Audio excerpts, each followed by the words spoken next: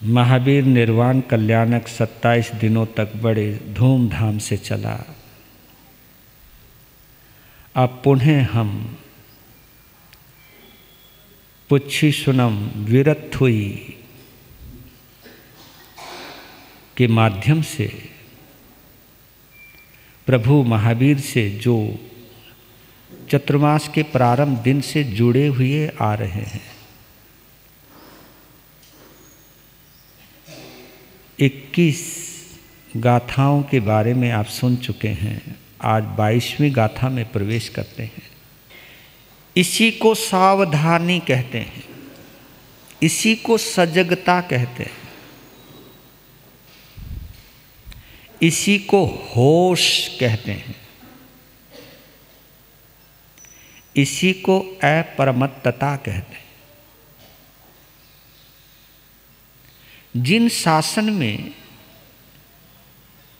यही भाव स्थिति हमें आत्मा के करीब लेकर के आती है, यही भाव स्थिति हमें और तुम्हें आत्म संपदा से परिचित कराती है।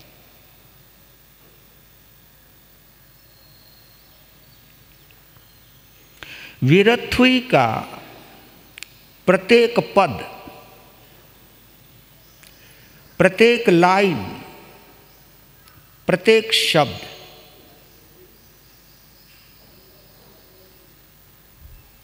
केवल हमें हमारे परम पिता परमात्मा की ही सूचना नहीं देता, बल्कि उस परमात्मा के आत्म स्वरूप के माध्यम से हमें हमारे आत्म स्वरूप की जानकारी देता है। इसलिए हृदय से हार्दिक कृतज्ञता हमें ज्ञापित करनी चाहिए उस परम जिज्ञासु परम पिपासु जम्बू स्वामी के प्रति कि जिनकी प्यास ने सुधर्मा स्वामी को बाध्य कर दिया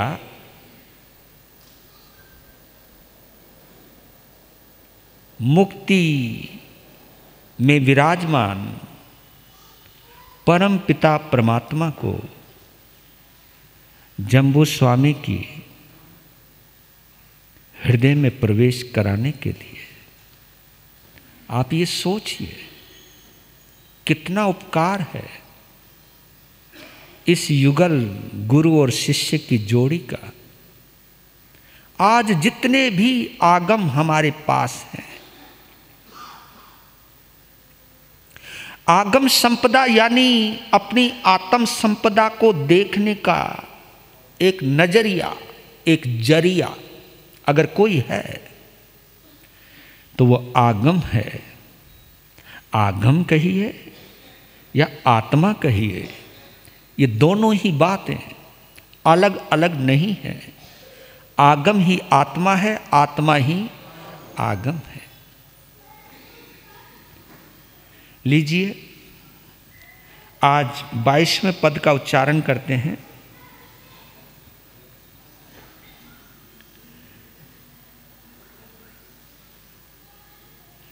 जो है सुनाए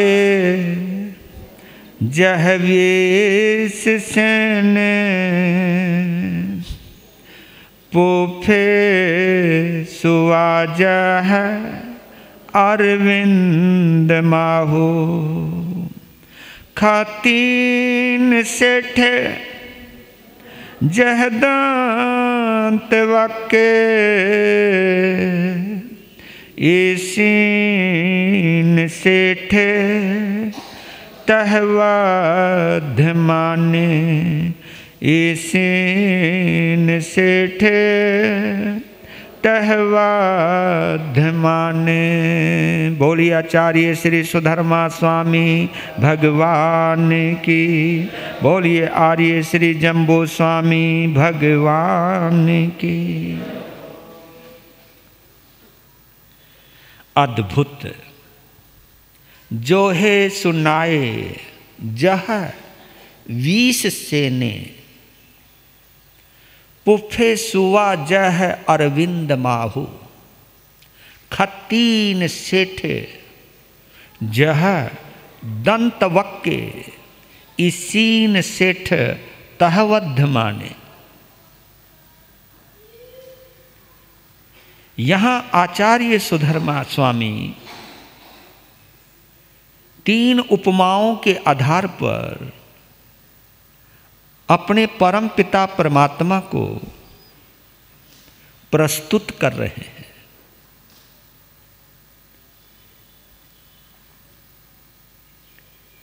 कह रहे हैं कि जो है सुनाए जह 20 सेने। जोहेसु कहते हैं योद्धाओं, कि जैसे योद्धाओं में, योद्धा कहते हैं लड़ाकों को, जिसमें लड़ने का सामर्थ्य है। जैसे योद्धाओं में वासुदेव श्रेष्ठ हैं, जैसे सभी पुष्पों में, सभी फूलों में कमल का फूल श्रेष्ठ है, जैसे सभी क्षत्रियों में चक्रवर्ती श्रेष्ठ होता है, ऐसे ही सभी ऋषियों में मेरे प्रभु महावीर श्रेष्ठ है। एक एक कड़ी को बांधा है, एक एक उपमा के साथ अपने प्रभु को निहारा है। और ये बात पक्की है, आपकी भक्ति जितनी गहरी होगी, आपकी उपमाएं उतनी ही ऊंची होगी। आपकी भक्ति की गहराई उन उपमाओं तक लेकर के जाती है, जो उपमाएं आपके आराध्य को बिल्कुल एक स्पष्ट रूप से, पूरी क्लियरिटी के साथ उनके स्वरूप को प्रकट करती है।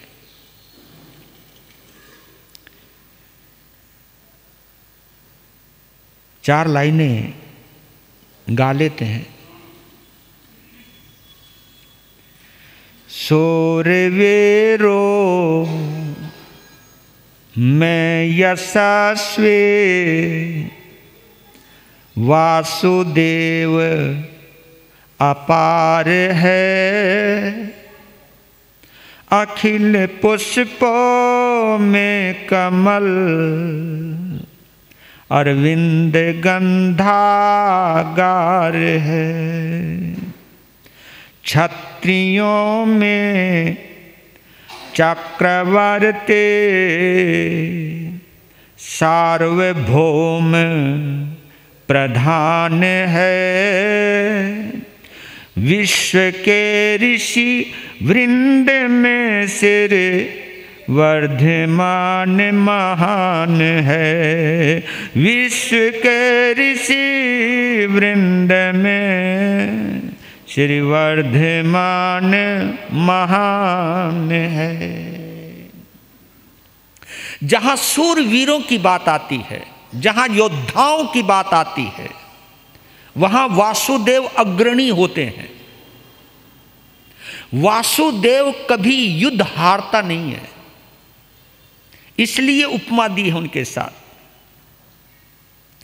वासुदेव श्री कृष्ण ने अपनी जिंदगी में 350 युद्ध लड़े। कितने? 350 युद्ध लड़े, लेकिन एक भी युद्ध में वो कभी पराजित नहीं हुए। तो कोई वजह तो रही है। कि वासुदेव जैसे योद्धाओं के साथ अपने प्रभु महावीर को क्यों जोड़ा। वो इसलिए जोड़ा कि वासुदेव श्री कृष्ण बाह्य जगत के योद्धा हैं, तो प्रभु महावीर अंतर जगत के योद्धा हैं। वो भी कभी नहीं हारे और ये भी कभी नहीं हारे।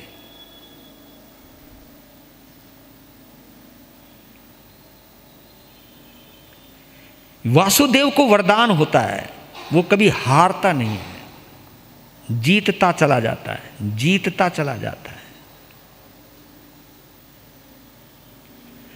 लेकिन एक है वासुदेव जो हारे हैं, उनका नाम है लक्ष्मण। नहीं तो 9 वासुदेव होते हैं, और इस अवसर्पणी काल का प्रथम वासुदेव वो भी भगवान महावीर का ही जीव रहा, त्रिपृष्ठ वासुदेव। त्रिपृष्ठ वासुदेव के भव में भगवान महावीर की आत्मा रही है। तो त्रिपृष्ठ है, द्विपृष्ठ है, स्वयंभू है, पुरुषोत्तम है, पुरुष सिंह है, पुरुष पुंडरिक है, दत्त है, लक्ष्मण है और श्री कृष्ण है। तो लक्ष्मण हारे हैं। तो एक सवाल पैदा हुआ कि लक्ष्मण क्यों हारे, क्योंकि वासुदेव कभी हारता नहीं है।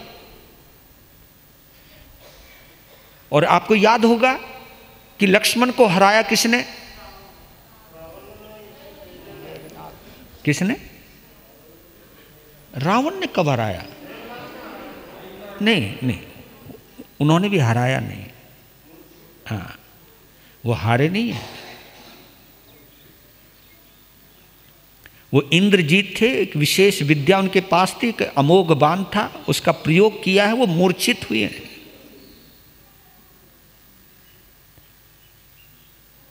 मूर्छित पड़ा हुआ इंसान हारा हुआ नहीं होता, हार मानने वाला हारा हुआ होता है। लड़ने वाला कभी हारा हुआ नहीं होता, जो अपनी हार स्वीकार कर लेता है वो हाराता है। तो आपको बतलाता हूं, रामायण का प्रसंग है, लव और कुश से हारे हैं वो। लव और कुश दोनों बच्चों ने उनको हराया है। तो इसकी एक वजह है, वासुदेव के जितने भी शस्त्र होते हैं उनका असर परायों के ऊपर होता है। वो जो शस्त्र होते हैं वो परायों के काम आते हैं, वो ब्लड रिलेशन में कभी काम नहीं आता। ये साबित किया यहां पर। और ये लक्ष्मण को पता ही नहीं था कि जो लव और कुश हैं ये मेरे बड़े भ्राता श्री राम की संतान है। राम के 2 बेटे लव और कुश, हम भी खुश और तुम भी खुश। कभी कभी ये बात है एक अंदाज में निकलनी ही चाहिए। तो आप ये देखिए, वासुदेव के अस्त्र शस्त्र कभी अपनों पर काम नहीं करते। ये भी एक विशेषता है, क्योंकि ये वरदान लेकर के आते हैं कि हमारे अस्त्र और शस्त्र अपनों का कोई नुकसान ना पहुंचाएं। ये खून की करामात है। तो ये उनका हारना नहीं है, गलत जगह प्रयोग किया गया, अंदेशे में प्रयोग किया गया, संदेह में प्रयोग किया गया, और उस प्रयोग ने ही साबित किया कि तुम क्यों हारे। क्योंकि तुम इसलिए हारे कि तुमने अपने शस्त्रों का प्रयोग अपनों के ऊपर किया। तो कम से कम रामायण के इस प्रसंग से हमको एक सीख लेनी चाहिए कि अपनी खुरापाती बुद्धि का उपयोग कभी अपनों को उजाड़ने में मत किया करो। अपने अंदर जितनी भी दुर्भावनाएं हैं उन दुर्भावनाओं का प्रयोग अपनों को उजाड़ने में मत किया करो। आपको जो सामर्थ्य मिला है, इस सामर्थ्य का उपयोग अपनों को बर्बाद करने में नहीं होता है।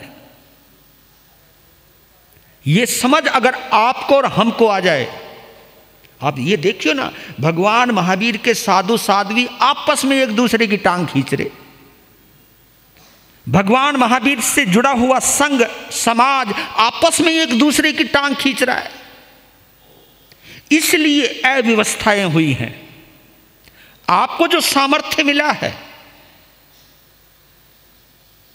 जो पर है, पराये हैं, उनके लिए उपयोगी हो सकता है, लेकिन हम अपनों पर ही अगर अपनी शक्ति का उपयोग करते हैं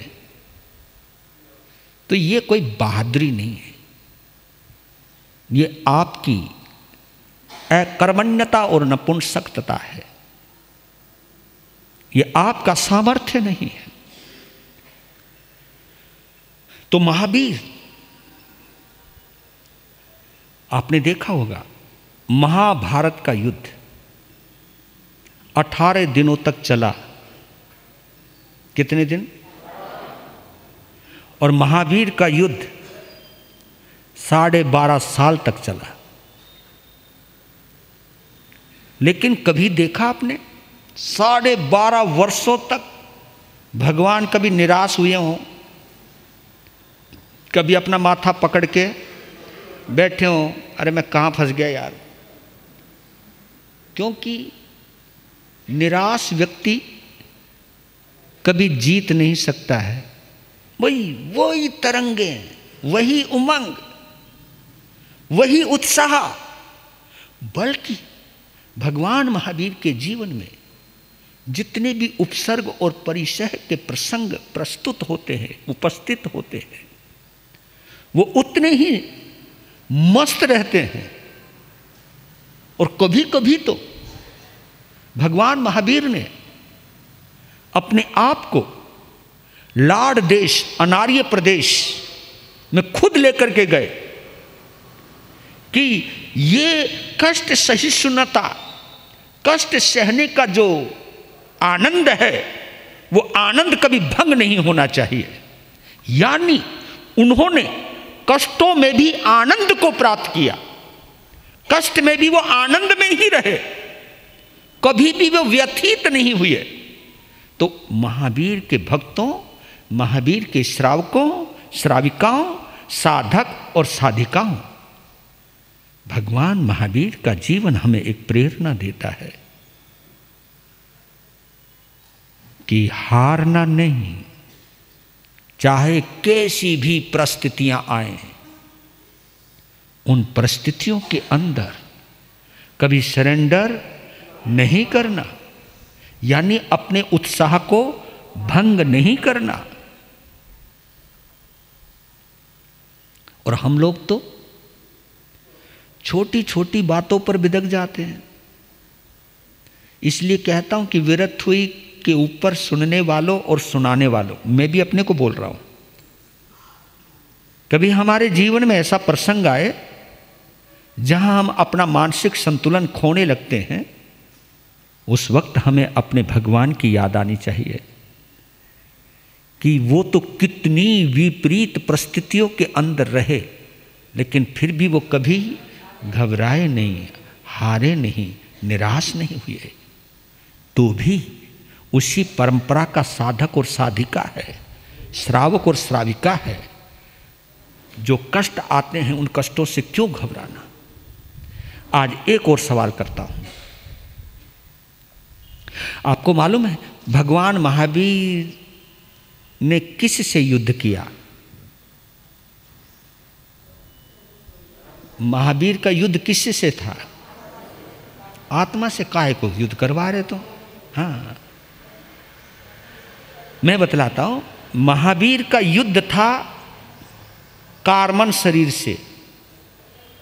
इसको आप इस ढंग से पकड़ लो। क्या, किससे युद्ध था? कार्मन शरीर से। ये हमारे जितने भी संस्कार हैं, अच्छे हैं बुरे हैं, जो भी कुछ हैं, इन संस्कारों का अगर कोई जन्मदाता है तो वो हमारा कार्बन शरीर है। ये जितने भी जो भी हमारी जिंदगी के अंदर मुसीबतें और कष्ट आते हैं, तो ये ऐसे कोई आ रहे फ्री फंड के अंदर, ये सब अंदर जमा है। और उस जहां ये जमा है उस शरीर का नाम है कार्बन शरीर। क्योंकि हमारे पास 3 शरीर हैं, औदारिक शरीर, तेजस शरीर और कार्बन शरीर। तो भगवान महावीर का जो युद्ध चल रहा है, क्योंकि कार्बन शरीर यानी 4 घाती कर्मों के साथ ही तो युद्ध है उनका, वही तो कार्बन शरीर है। और ये जितनी भी परिस्थितियां, और ये कभी तब होता है जब हम ये जानते हैं, क्योंकि इसलिए कहते हैं कि युद्ध किसी और के साथ नहीं है, ये स्वयं के साथ है। जो भी आपके साथ कोई बुरा कर रहा है, हमें ऐसा लगता है कि वो बुरा कर रहा है, लेकिन नहीं, उस बुरे को हमारे कार्बन शरीर ने ही पैदा किया है। सामने वाला जो दुश्मन नजर आ रहा है वो दुश्मन किसी और ने नहीं बनाया, वो हमारे, क्योंकि कार्बन शरीर एक अंदर है और एक बाहर है। ये जितने भी हमको बाहर मिल रहा है उसका कनेक्शन भी हमारे ही कार्बन शरीर से है और कहीं और से नहीं है। इसलिए भगवान महावीर ने कहा कि हे आत्मन, तू आत्मा से ही युद्ध कर। यानी जो आत्मा के साथ कर्म पुद्गल बंधे हुए हैं, जुड़े हुए हैं, लिप्त हैं, संलिप्त है, उन्हीं के साथ तेरा युद्ध है। तो भगवान महावीर, आप ये सोचिए कि कार्बन शरीर भगवान महावीर का कितना बलवान होगा,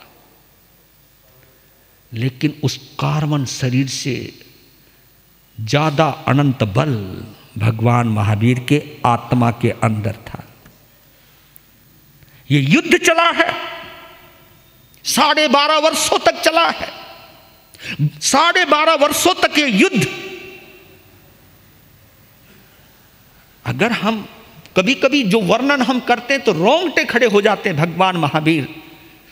तो इसलिए कभी कभी आपके ऊपर और हमारे ऊपर कभी विपरीतताएं, प्रतिकूलताएं,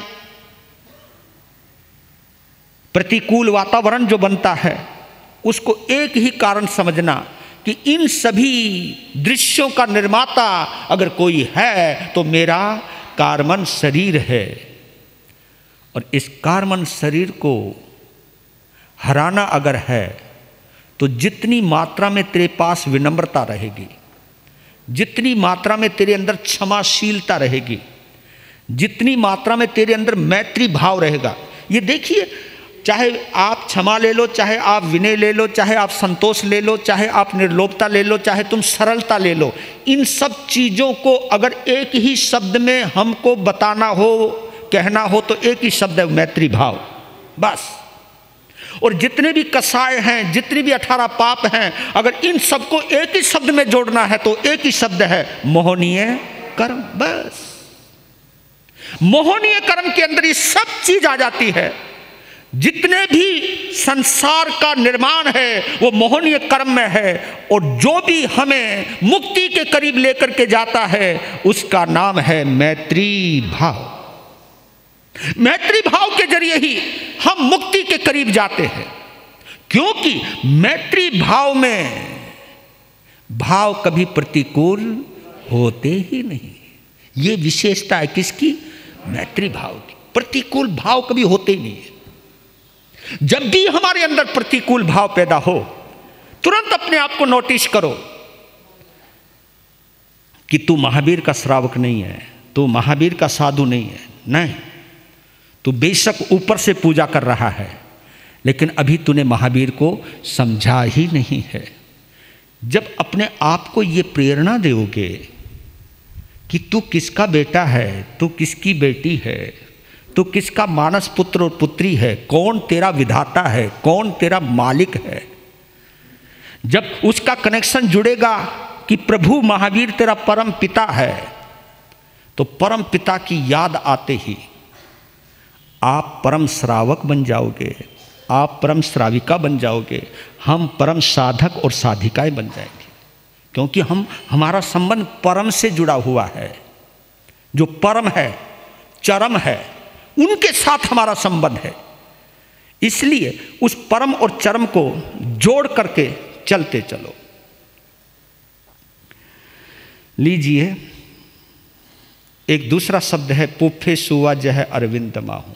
ये तो हो गया, योद्धाओं में आप वासुदेव के समान हो और फूलों में आप कमल पुष्प के समान हो। उसको कमल भी कहते हैं, पंकज भी कहते हैं, नीरज भी कहते हैं, जलज भी कहते हैं। और उसकी विशेषता बड़ी जबरदस्त है। कीचड़ में खिलता है तो भी वो उपरत रहता है, जल में खिलता है तो भी वो जल से, मतलब पैदा जल में हुआ लेकिन लिप्त नहीं हुआ, कीचड़ में पैदा हुआ तो भी लिप्त नहीं हुआ। ये बड़ी जबरदस्त व्यवस्था है। और इस भाव स्थिति को समझने के लिए मुझे एक छोटा सा प्रसंग मिलता है स्वामी विवेकानंद का। जब वो अमेरिका में गए तो वो उनको भगवा चोगा पहन रखा था, और वो सूट बूट पहनने वाले लोग, टाई टुई कसने वाले लोग, और वो देखा चोगा तो वहां के जवानों ने उनका मजाक बनाया कि कैसे कपड़े हैं। तब स्वामी विवेकानंद ने एक बहुत बड़ी बात कही कि तुम लोगों की पहचान वस्त्र से होती है, तुम लोगों की पहचान वस्त्र से होती है और हमारी पहचान चरित्र से होती है। तुम्हारा ध्यान वस्त्र के ऊपर रहता है, प्रभावशाली वस्त्र होने चाहिए, वस्त्रों में एक ऐसा चीज होनी चाहिए एकदम लोग देखे क्या बात है, क्या सूट है, रेमंड का सूट, बॉम्बे डाइंग का सूट, तुम लोगों की पता नहीं बनारस की साड़ी है, अब जयपुरिया पता नहीं क्या तुम्हारे, अब मारो तो मामलो एक ही है। तुमको तो अपना ड्रेस कोड पता नहीं कभी कहीं का कैसा, कभी कहीं का कैसा, कभी कहीं का कैसा। लेकिन हे प्रभु आपकी बड़ी कृपा हो गई कि कम से कम एक ही ड्रेस कोड दे के गए। ये ड्रेस कोड बहुत अच्छा है, लेकिन करे क्या, जब अंदर उबाला आता है ना तो ये सफ़ेद वस्त्र भी हमें शांत नहीं कर पाता। तब कभी कभी सोचता हूँ कि ये श्वेत वस्त्र इसलिए दिया था क्या कि बाहर का रिफ्लेक्शन कोई अंदर ना जाए, बाहर का कोई प्रभाव अंदर ना जाए। लेकिन कभी कभी मुझे ऐसा लगता है कि मौसम का रिफ्लेक्शन तो शायद अंदर नहीं जाता होगा इसके अंदर, लेकिन इस बेचारे वस्त्र में इतनी ताकत नहीं है कि तुम मुंह बनाओ, तुम उल्टा सीधा बोलो और तुम्हारे शब्दों का प्रभाव हमारे अंदर ना जाए, बस ये और चीज आ जाए। और ये कब आता है? पुफे सुवा जह अरविंद माहू। प्रभु महावीर अगर अजय योद्धा हैं तो प्रभु महावीर अनासक्त योगी भी हैं। अनासक्त क्योंकि वो अनासक्त हैं। मैं स्वामी विवेकानंद का एक कोटेशन पढ़ रहा था, समय हो रहा है इधर, ये घड़ी बहुत तेज चलती है पर लेकिन करें क्या, चल ले भाई, इसका काम है चलने का। क्योंकि आज तो कई बाहर से भी आए हैं, उनका भी थोड़ा सा मुझको लगता है संभालना पड़ेगा। तो एक कोटेशन मुझे बड़ा प्यारा लगा उनका, मैं लिख करके लाया हूं। पहली बार पता लगा कि अगर, क्योंकि हमारे यहाँ आपके अमूमन शब्दों के अंदर एक प्रयोग होता है और क्रिश्चियनिटी के अंदर लव का बहुत बड़ा प्रभाव माना है। वहाँ पे लव इज गॉड बोला जाता है, प्रेम ही परमात्मा है, ऐसा बोला जाता है। तो उन्होंने दिखाया कि इंसान में और भगवान में क्या अंतर है, दो शब्दों की रचनाओं के द्वारा बताया उन्होंने। Live and love, live and love. Live कहते हैं जीने को, लव कहते हैं प्रेम को। तो इसको क्या सुंदर ढंग से प्रस्तुत किया स्वामी विवेकानंद ने, मैं आपके सामने प्रस्तुत कर रहा हूं कि बोलते हैं वो, life is to live, life is to live, जिंदगी जीने के लिए, राइट, जिंदगी, to live is to act, जीना कुछ करने के लिए, क्योंकि जियोगे तो कुछ ना कुछ करोगे, क्योंकि बिना किए तो आप यही नहीं पता चलेगा कि जीवन है, क्योंकि मुर्दा ही कुछ नहीं करता, जिंदा व्यक्ति तो कुछ ना कुछ करेगा ही। तो life is to live, live is to act is to do something good, करना कुछ अच्छे के लिए, करना, जब कुछ करने की बारी आए तो ये करो ना, जब तुम बुरा भी कर सकते हो तो अच्छा भी कर सकते हो, तो जब करने की आज़ादी है तुम्हें तो तुम अच्छा ही करो। तो भगवान ने बोला है कि अगर करने का सामर्थ्य मिला है, to act is to do something good, अगर तुम कुछ करते हो तो अच्छा कीजिए, to do something good is to love humanity. जब भी तुम अच्छा करते हो तो ये तुम्हारा मानवीय प्रेम कहलाता है। To love humanity is to love God. और जब तुम कभी मानवीयता को प्रेम करते हो, मानवता को प्रेम करते हो, यही मानवता का प्रेम ही सच्चा परमात्मा के प्रति प्रेम है। तो to live is to love, तो जिंदगी जीना प्रेम के लिए होना चाहिए। फिर आगे का the difference, live and love is only I and O. अगर लिव और लव के अंदर कोई डिफरेंस है, कोई फर्क है, कोई अंतर है, तो केवल एक ही अक्षर का फर्क है, आई एंड ओ।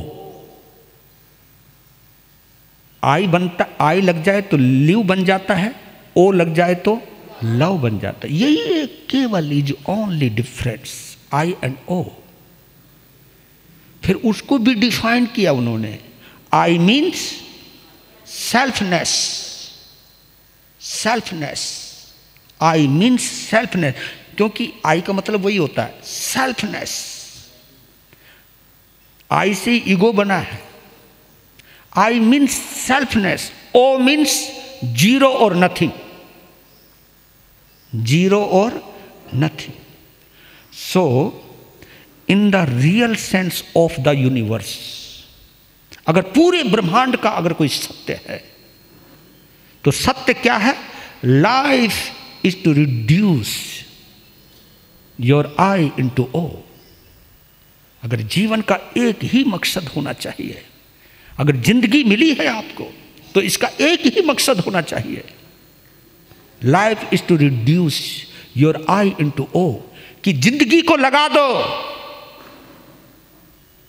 आई को हटाकर ओ को लगाने में। यही तुम्हारी विशेषता है, यही महावीर की विशेषता है, यही महावीर के साधकों की विशेषता है। महावीर में और हमारे में एक ही अंतर है, हम लोग लिविंग में हैं, वो लविंग में हैं। वो लव को प्राप्त हुए हैं, वो प्रेम को प्राप्त हुए हैं, वो मैत्री भाव को प्राप्त हुए हैं। यही विशेषता महावीर को महावीर बनाती है, क्योंकि हम हर कोई अपने स्वार्थ में जी रहा है, रिश्ता भी निभा रहा है तो स्वार्थ में निभा रहा है। तुम अगर किसी को प्रेम भी करते तो मतलब से करते हो, इवन यहां तक भी तुम अगर भगवान को भी प्रेम करते तो वो भी मतलब से करते हो। और जब तक मतलब है तुम लिव हो, जीते रहोगे। जीते रहोगे का मतलब जन्म मरण करते रहोगे, आपका कभी जन्म मरण खत्म नहीं होगा। क्योंकि ये जो स्वार्थ है, ये जो मोहनीय कर्म है, जो एक जीने की इच्छा है और अपने आप को जिंदा रखने के लिए दूसरों की जिंदगी के प्रति लापरवाही है, यही आपको जन्म मरण तक भटकाती है। दूसरे की जिंदगी की विशेषता से आपको परिचित नहीं कराती है। तो यही फर्क है लिव एंड लव में। लव अपने आप में संपूर्ण है। तो कभी कभी जब तुम स्वार्थी बनते हो तब एक बार जरूर अपने आप को बोला करो कि तू यहाँ लव करने आया है, जीने के लिए नहीं। तू प्यार बांटने आया है, पाने के लिए नहीं। एक तो इच्छा रहती है प्यार मिले, प्यार मिलना ये मांग है। मुझे प्यार मिले, मुझे प्यार मिले, मुझे प्यार मिले, ये एक मांग है, ये एक डिमांड है। और यही हम और तुमको छोटा कर देती है। मैं देऊं, मैं बांटूं, मैं बांटूं, मैं देता चला जाऊं, ये लव है। जब तुम लेने के भाव रखते हो तो आपकी लिविंग पर्सनैलिटी होती है। जब आप देने के भाव रखते हो तो आपकी लवंग पर्सनैलिटी होती है। जब देते हो तो महावीर होते हो, जब छीना झपटी करते, जब लेने का भाव रखते हो तो उस समय तुम महावीर के ना श्रावक होते हो, ना श्राविका होता है, ना हम साधु होते हैं, ना साध्वी होती है। बस जहां पाने की भाव आए वहीं गिरावट आती है। जब देने के भाव आए तो फिर हम किसी को जीवन भी देंगे, और जीवन भी अपनी जिंदगी को दांव पर लगा करके देंगे। यही आपको दाता बनाती है। राक्षसों में, दैत्यों में और देवताओं में यही फर्क होता है बस। जो छीनता है वो दैत्य होता है, जो देता है वो देवता होता है। जो देता है वो देवता होता है। ये खोपड़ी और ये हाथ, ये राक्षस, ये देवता। आपकी एक ही बॉडी में देवता भी है और दैत्य भी है। इसमें जाओगे दैत्य बनोगे, यहां रहोगे देवता बनोगे, फरिश्ता बनोगे, परमात्मा बनोगे। तो परमात्मा बनने का एक जुगाड़ बताया है प्रभु महावीर ने, प्रभु महावीर के जीवन से। और ये देखिए, महाभारत का एक प्रसंग आता, छोटा सा प्रसंग है। वहाँ पर एक नरोत्तम युवक हुआ है, तीर्थ यात्रा पर वो निकला है। तो तीर्थाटन करते हुए, तीर्थ यात्रा करते करते एक आश्रम में पहुंचा। वहाँ पर एक संत को देखा, एक सन्यासी को देखा, बड़ा प्रभावित हुआ। वो इतना इम्प्रेस हो गया उनकी साधना से, उनकी सिद्धियों से। तो सोचने लगा, यार घर जाके क्या करूँगा, यहीं बन जाता हूँ। यह क्या पर्सनैलिटी है, क्या चमत्कार है, क्या प्रभाव है। आदमी इन चीज़ों से बड़ा प्रभावित होता है। हाँ, वो लग गया वहीं, सेवा सवा करने लगा। और सन्यासी का भी दिल आ गया, ऋषि का भी दिल आ गया। बोल बच्चा क्या चाहिए? न कि बस आप जैसा प्रभाव चाहिए, आप जैसी साधना चाहिए, आप जैसी सिद्धि चाहिए। अजी गुरु ने आव नहीं देखा, ताव नहीं देखा, उनको सिद्धियों का रास्ता बताया कि ये मंत्र है, ये साधना करो। अब वो साधना में जुट गया, और साधना में ऐसा जुट गया कि कुछ कुछ सिद्धियां प्राप्त होने लगी, और बहुत सारी सिद्धियां प्राप्त होने लगी। फिर जैसी सिद्धियां प्राप्त हुई तो मन में एक भाव पैदा हुआ कि जरा इनका प्रयोग करके देख लो। तो उसने क्या किया, वो एक धोती बांधा करता था, एक चद्दर ओढ़ा करता था। तो कभी कभी क्या करता था, धोती को नीचे बांध लेता था, न धोती को ऊपर ओढ़ लेता था, और ऊपर वाली को बांध लेता था। तो एक को धोता था, एक को पहनता था, ऐसा वो करता था। तो उसने क्या किया कि नदी में उस वस्त्र को धोया, अपनी धोती को धोया, और कहा हुर्रा हुर्रा, ऐसा उसने किया। धोती गई ऊपर, वहीं पर रुक गई बिल्कुल। जैसी वो सूखी वैसे वो आके लिपट गई। अरे यार कमाल है, वही धोती बिना रस्सी के, और लोग बड़े प्रभावित। अब जैसे, और एक चीज और बताऊं, जैसी सिद्धियां होती है ना, ये हमारे अंदर भी कुछ उचंग सी उठे, उनका मैं दिखाऊं, लोगों को प्रभावित करूं, लोगों को इंप्रेस करूं। अजी जैसे सिद्धियां प्राप्त हुई, वो सोचने लगा अब गुरु का क्या करूंगा, अब गुरु का, अब अपना प्रभाव और उस दिन तो उसने संकल्प कर लिया। एक बार क्या हुआ, वो बैठा हुआ था साधना में, ऊपर से जा रहा था एक बगुला, और वो बैठा हुआ था तो उसके पीठ के ऊपर बगुले का माल टपक गया, समझ गए ना, हाँ, जहां से टपकता है। तो उसने कहा भाई ये क्या है, उसने देखा, छी, उसको इतना गुस्सा आया, उसने बगुले की तरफ देखा, और जैसे बगुले को गुस्से से देखा तो एकदम आंखों से चिंगारी निकली और वहीं पर वो बगुला जलकर भस्म हो गया। अरे वाह भाई वाह, तेरे पास तो अगर जहां तूने टेढ़ी नजर करी वहीं सब जल जाएगा। चल अब चलते हैं।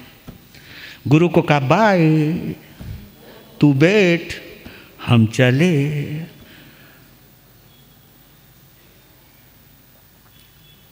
तो एक जगह वो बैठा हुआ था तो बोलने एक आकाशवाणी हुई कि हे नरोत्तम, तुझे अपनी सिद्धि का बहुत घमंड है ना, तेरे से ज्यादा सिद्धि तो काशी के अंदर रहने वाला एक मूका नाम का चंडाल है, उसकी साधना तेरे से भी ज्यादा है।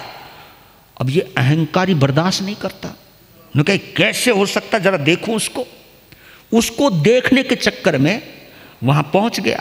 तो मूका चंडाल उस वक्त क्या कर रहा था, घड़े में से पानी निकाल करके वो जा रहा था गिलास में पानी लेकर के। इतने में वो सामने आ गया, उन्होंने कहा तुम मूका चंडाल हो? जी सरकार। रुको। जी रुकना तो तुम्हें पड़ेगा, क्योंकि मैं अपने माता पिता की सेवा के लिए पानी लेकर, इतनी दूर से हम आए, तू जानता नहीं मैं कौन हूं? जब ये शब्द कहे तू जानता नहीं मैं कौन हूं, तब मूका चंडाल ने कहा तुम वही हो ना जिन्होंने अपनी नजर से बगुले को भस्म कर दिया था। इसको कैसे पता, इसको कैसे पता? कहा कि मैं बगुला नहीं हूं, मैं बगुला नहीं हूं, तू बैठ। हाँ, अगर तुझे इतनी कुछ जल्दी है जानने की तो हमारी काशी नगरी में एक सुभा नाम की महिला रहती है, सुभा नाम की महिला रहती है, आप उसका पता ये है, आप वहाँ चले जाओ और उसको बेचे नहीं, क्योंकि वो जल्दबाजी में था कि मुझे जानना है। उसने सोचा यार इससे भी बड़ी औरत भी होती है क्या, क्योंकि ये दिमाग में, इन लोगों के दिमाग में रहता है तुम्हारे में कुछ नहीं होता, ऐसा कभी कभी सोच लेते हैं, पर ऐसा सोचना नहीं चाहिए, क्योंकि सारी पावर तो तुम्हारे पास ही है। एक बार वो आई बात कि भैया विद्या चाहिए तो सरस्वती के पास जाओ, दौलत चाहिए तो लक्ष्मी के पास जाओ, है ना, शक्ति चाहिए तो दुर्गा के पास जाओ। बे आदमी के पास रखा ही क्या है, बस सारी चीज तो उधर ही दे दी। तो हुआ चलो बात बढ़ जाएगी, तो आगे बढ़ा। वो जैसे सुबह के घर पहुंचा तो वहां देखा कि वो अपने पति को भोजन, बाहर से आवाज दी तुम्हारा नाम सुबह है, बाहर आओ। कहा कि थोड़ा इंतजार करो, मैं अपने पति की सेवा में। तुम जानती नहीं? जानती हूं, तुम बगुले को भस्म करके आ रहे हो। यार ये बगुला कहां से घुस गया यहां? ये काम तो मैंने जंगल में एकांत में किया था, इनको क्या खबर? कि हाँ, हे नरोत्तम जी, अगर आपको बहुत ही जल्दी है तो समय लगेगा, जल्दी है तो यहीं पर एक तुलाधार नाम का वैश्य है, वणिक व्यापारी है, आप उनके पास चले जाओ। अब वो वहाँ से निकला, टकाटक पहुँच गया। तुलाधार उस वक्त दुकान पर थे, तो जैसे ही उनको देखा नरोत्तम को, अरे नरोत्तम जी आप इतने बेचैन कि मूका चंडाल को छोड़कर, सुबह को छोड़कर आप इतने अंदर एक्साइटमेंट में पड़े हुए हो कि आपको कहीं पर भी रुकने का फुर्सत नहीं मिली, आप चले आए। वो सोचने लगा यार ये तीनों आपस में मिले हुए क्या, यार इनको पता कैसे चलता है ये सारी चीजें। और सुनो, कहा कि तुम्हें ये सब चीज कैसे पता लगी?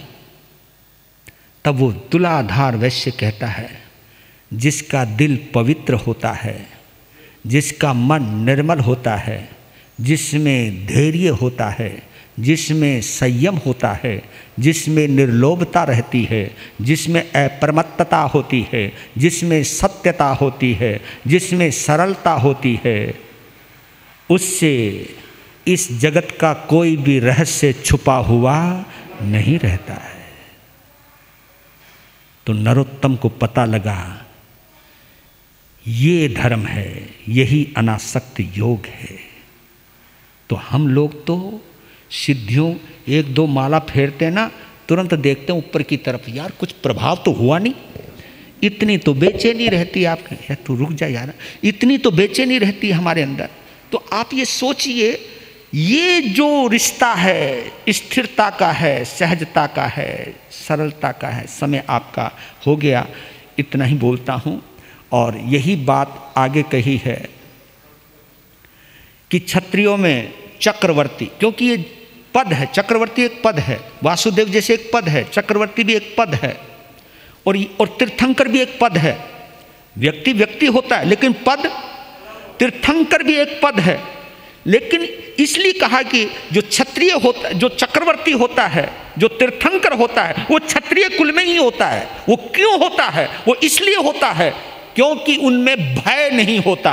भय क्यों नहीं होता? क्योंकि वो किसी को डराते नहीं हैं। जब डराते नहीं हैं तो उनके अंदर कोई डर होता नहीं है। तो क्षत्रियों में जैसे चक्रवर्ती होता है, ऐसे ही ऋषियों के अंदर भगवान महावीर होते हैं।